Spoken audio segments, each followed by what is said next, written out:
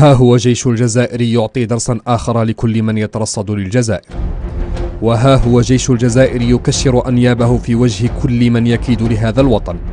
عسكر الجزائر الذي واجه كل التحديات في عشرية سوداء واسترد أمن البلاد وحده دون تدخل ودعم أجنبي، ها هو يقوم بالمعجزات مرة أخرى في أصعب عملية عسكرية تجلب أنظار واهتمام الرأي العام.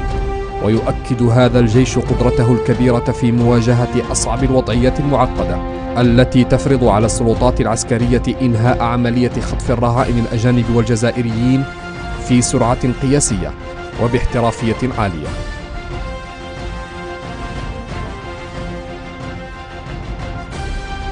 دقة لا متناهية لا تخطئ الهدف، فأن يقوم الجيش الشعبي الجزائري بتحرير رهائن من قاعدة جنتورين بهذه السرعة ويصطاد فرائس الإرهابيين بدقة أمر أثار استفهام الخبراء الدوليين وأخرج الكثير من المترصدين لهذا الوطن والكائدين له من جحورهم وعقد ألسنتهم، فلم يستطيعوا التعليق من دهشتهم.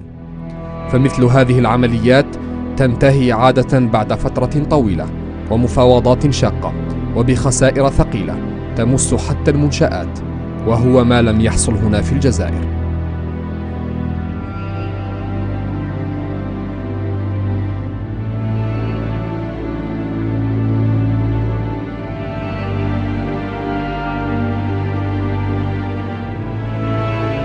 يبتكر اليوم الجيش الشعبي الوطني نظرية جديدة يحسم بها حربه مع الإرهابيين، ويفرض قوانينه وسيادة الجزائر على الفرنسيين من خلال رفض كل عروض المساعدة التي تهاطلت عليه لهدف واحد ولمبتغى مقدس: قداسة هذه الأرض الطاهرة بدماء الشهداء، وهو ألا يترك أي مبرر ولا ذريعة لأي قوة أجنبية أن تطأ أرض الجزائر وتعبث بصحرائها.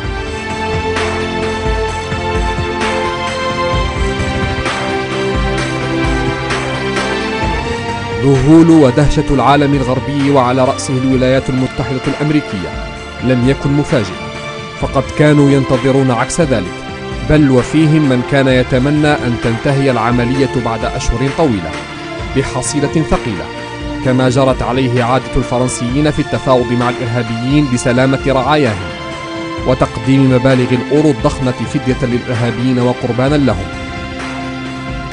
الأمر الذي لم يحصل ولن يحصل في عقيدة الجيش الجزائري، وهو ما يعد درسا قاسيا للقوى التي تعاملت مع الإرهاب في أفغانستان والصومال والعراق ودول عديدة. فالدرس الجزائري بسيط، والحفاظ على الاستقلال وسيادة الجزائر يبدأ من هنا حيث فشل الآخرون، فما عليهم الآن سوى فهم الدرس جيدا.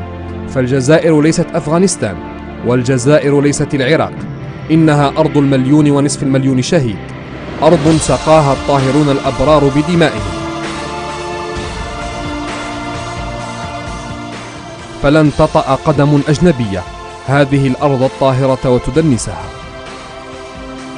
نجح الجيش الجزائري بإمكانياته ووسائله المتواضعة، نجح الجنود الجزائريون بقوة حبهم لهذا الوطن وشرف الدفاع عن أراضي الجزائر.